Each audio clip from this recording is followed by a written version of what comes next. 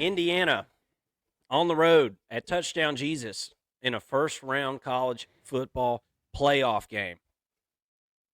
This one's going down December 20th. So this will be the only game on the 20th, 8 p.m. Eastern. And right now, Notre Dame is a 7.5 point favorite. The winner of this game is going to go on to face the Georgia Bulldogs, who are getting the first round bye after winning the SEC championship. Those teams will meet up in Louisiana for the Sugar Bowl. So, for one of these teams to move on in this one, Mason, I think we've got to figure out or do our best to try to figure out who can win this game on the line of scrimmage. This is a historical brand in Notre Dame, and not a lot has changed over the last 20 years. Notre Dame prides themselves on strong lines of scrimmage, and they've been beat up a little bit throughout the year, as every single team in the country has at this point. Notre Dame has dealt with some injuries and just kept on chugging. We all remember the NIU loss that seems like it was like a year ago at this point. Terrible loss for Notre Dame, but it seems as though the team has really kind of buckled down ever since. Indiana, we were kind of just discussing before this segment started. Indiana has been great this season up until really their special teams and you could say their offense in a way as well kind of let them down against Ohio State. Take that loss, but every other game this season, minus the Michigan game, has been double-digit victories for Indiana. It's been really almost just very regimented, very almost militant like the way they've dismantled teams throughout the whole season. So it's been very, very impressive what Kurt Signetti and company has been able to do since moving over from James Madison last season. And obviously bringing a ton of those players, it was a offensive and defensive rehaul, right? Overhaul, I guess would be the correct word. How did those guys match up against against Notre Dame, who I feel like is a really stout opponent, Mason? Let's pull up some of the stats here. We'll go through those and kind of discuss this matchup here. If you guys are new to the channel, you're an Indiana fan, Notre Dame fan, welcome to the First and Long College Football Show. I hope you'll consider hitting the subscribe button. Hit like button for us so we can keep this video moving along to the next college football fanatic. We would certainly appreciate that. Indiana, as I said, you can see some of the stats and some of the rankings there for this team. The top half of the screen there is offensive stats. The bottom half, the defensive stats, and you'd be hard pressed to find anything statistically that Indiana has just been absolutely terrible at. We talked about the one game against Ohio State where the special teams looked absolutely terrible. And I'm not saying if Indiana didn't have the comedy of errors that they did on special teams that day, I'm not saying that they necessarily win that game, but it would certainly have been a whole heck of a lot closer because their defense played well enough to win, only allowing about 300 total yards in that game to Ohio State. And by the way, we just looked up the numbers a few minutes ago. Right around 100 yards rushing for Ohio State, who's got NFL running backs and good offensive linemen and just an overall really good team. So we have seen Indiana in a small sample size, mind you. We have seen them match up against some of the upper echelon opponents in the country, or a upper echelon opponent in Ohio State. Didn't come out very good for Indiana in that situation. So, rush yards per game, they're 52nd in the country. Pass yards per game, 29th in the country. Against this Notre Dame defense, you're going to kind of have to pick your poison one way or another. And I think that we talk about these games a lot. We do breakdowns. We've done them all year, obviously, here on the channel. And we always have some type of avenue for a team. Say, they're going to have to be able to hit a play in the pass game, or they're going to have to be able to hit a play in the run game. Indiana, this is one of those times where I'm coming and saying Indiana has got to be as balanced as possible against this Notre Dame defense. They've got to find a way to be balanced and be effective. And I'm not saying they haven't been balanced this year, but you've got to get all of your playmakers involved against this Notre Dame defense, because there are NFL players on that Notre Dame defensive side of the ball wherever you really want to look. Now, there's been some injuries. Like I said, I assume Howard Cross, by the time this game comes along, he should be 100% or as close as he's going to be to 100%, because his injury's just been kind of nagging and it's been getting better and better. So I would assume that he'll be fully healthy for this one. You lost one of your great secondary players, but it's been kind of a reload situation there in the secondary. I feel like they've got other players that they can shine the light on, and guys that they're going to be able to trust whenever the bright lights of a playoff game are on, especially at home. Going to be a cold one here. I'm interested to see how Indiana, we talked about those lines of scrimmage. How does Indiana's defensive line hold up against this offensive line for Notre Dame, and even more so the rush attack of Notre Dame? Notre Dame is not going to be balanced. We talk about Indiana and how they need to be as balanced as possible.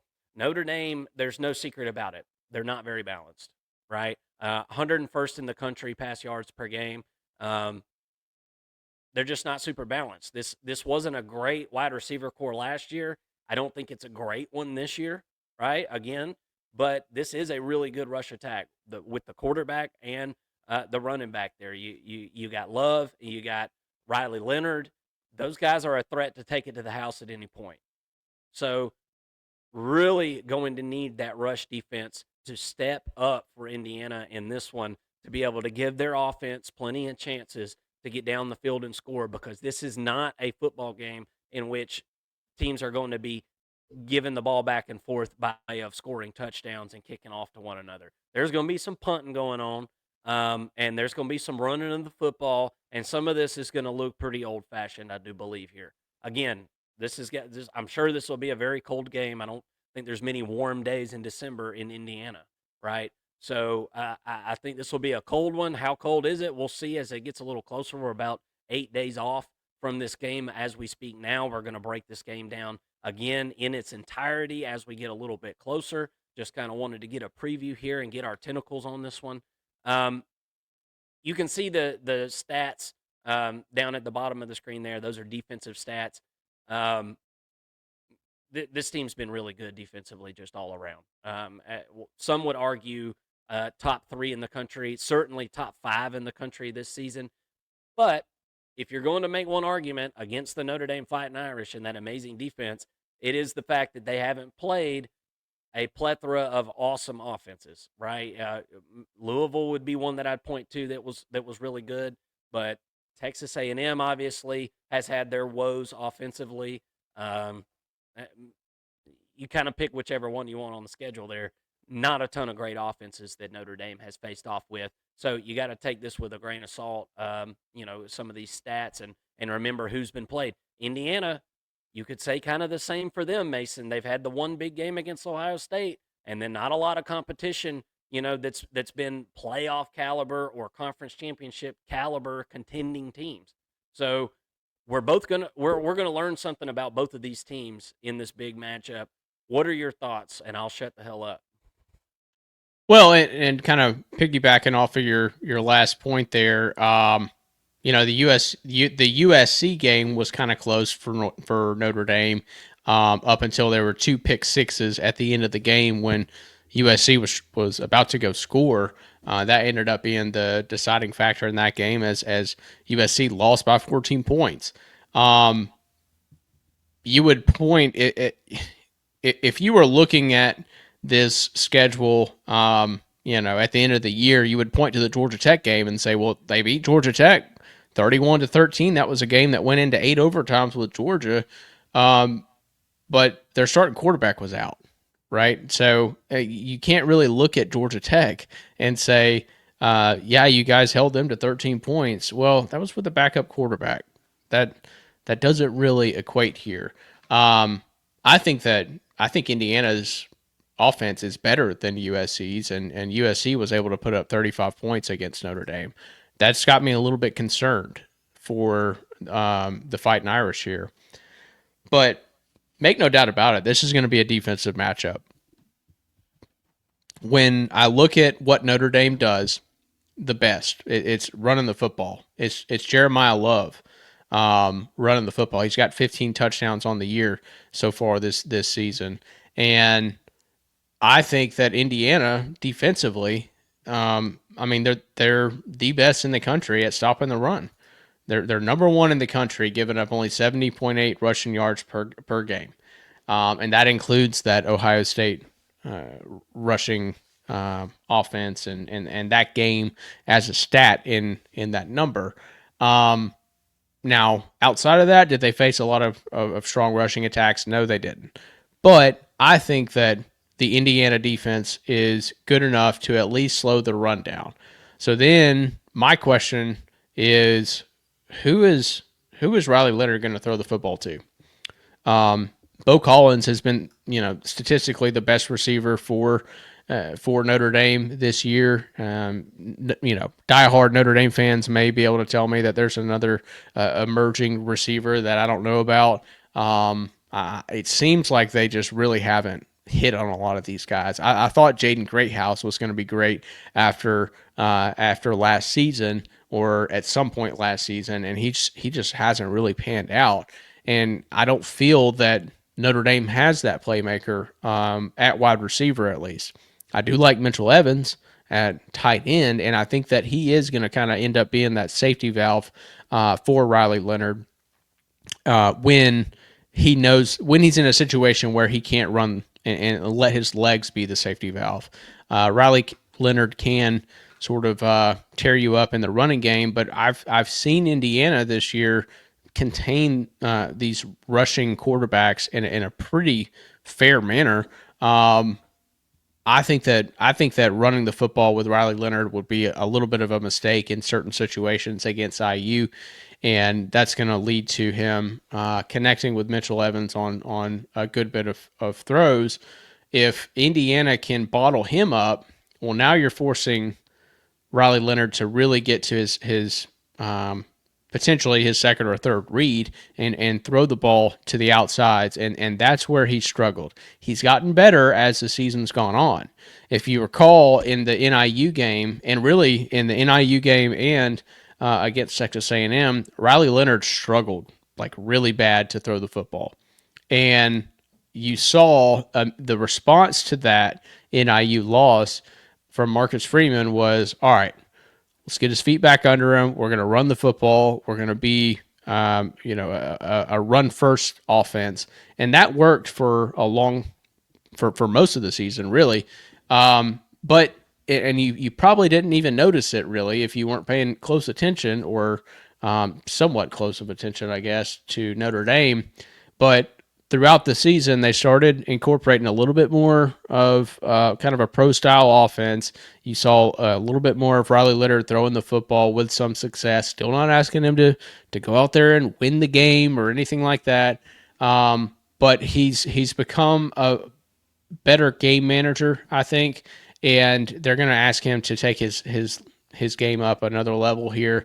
Because I think that this Indiana defense matches up really well with Notre Dame's offense. I think you'll also, one more point on Notre Dame and their offense, you're going to see a lot of screen passes and Jeremiah Love coming out of the flats. I think that the game plan here, there's no secret. It's get the ball to Jeremiah Love. He's the best running back in this game, at least one of the best in the college football playoffs. And I think that if Notre Dame's going to win this football game, they've got to have him go over 100 yards total, at least, if not 150. Moving over to Indiana's offense. Now, Indiana's a little bit different. They can run the football. I like Justice Ellison. I think that he's a fine back. He's got 10 touchdowns on the year, over 800 yards. But then you've got Elijah Surratt, who has been outstanding, I think. Better than I could have ever expected, right? Curtis Rourke has been one of the best quarterbacks that nobody's talking about. And I think that he can absolutely carve up a defense. I was really looking forward to seeing him do it against Ohio State. I thought we were going to have a little bit more of a higher scoring game and more of a competitive game against Ohio State, and it just didn't quite work out. I think that when you look at that game, and I mean, the first drive was phenomenal. Curtis Rourke looked completely comfortable. The whole offense was just running, and they had this assembly line like system going, and things were on schedule. Everybody had their part. Everybody knew what they had to do. And then you had, I think it was the punt that went, or the snap that went over the punter's head, I think was the first issue that happened. And that led to 7 points. Then the offense struggled. And then you had the punt return for a touchdown. Now you've given up 14 points essentially. I think there was a fumble at some point too, and so you really just saw this Indiana offense struggle to get back on schedule. When IU is playing its best football, they're on schedule.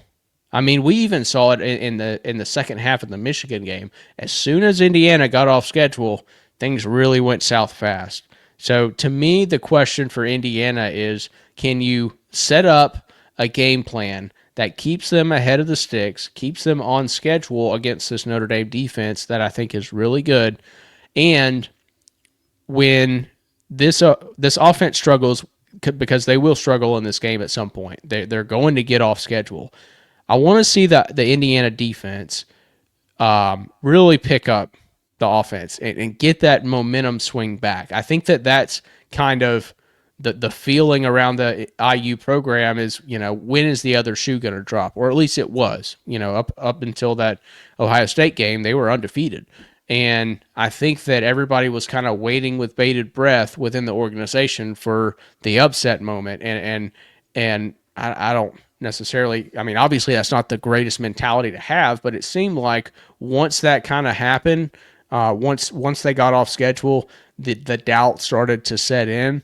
And that's when I want to see, it's going to happen in this game too, but that's when I want to see the Indiana defense step up, get a turnover, get a sack, force a 3 and out, do something to get the momentum back into your offense's hands and get Curtis Work and this offense back on schedule. If they can play a little bit more complimentary, throughout the adversity, I think that Indiana really does have a chance to win this football game. I really think that they should have been more competitive against Ohio State had things not gotten off track. If they play their best football, Indiana, I really think that they could win this game pretty handedly. But I'm favoring Notre Dame. Saying all that, I'm still favoring Notre Dame in this one.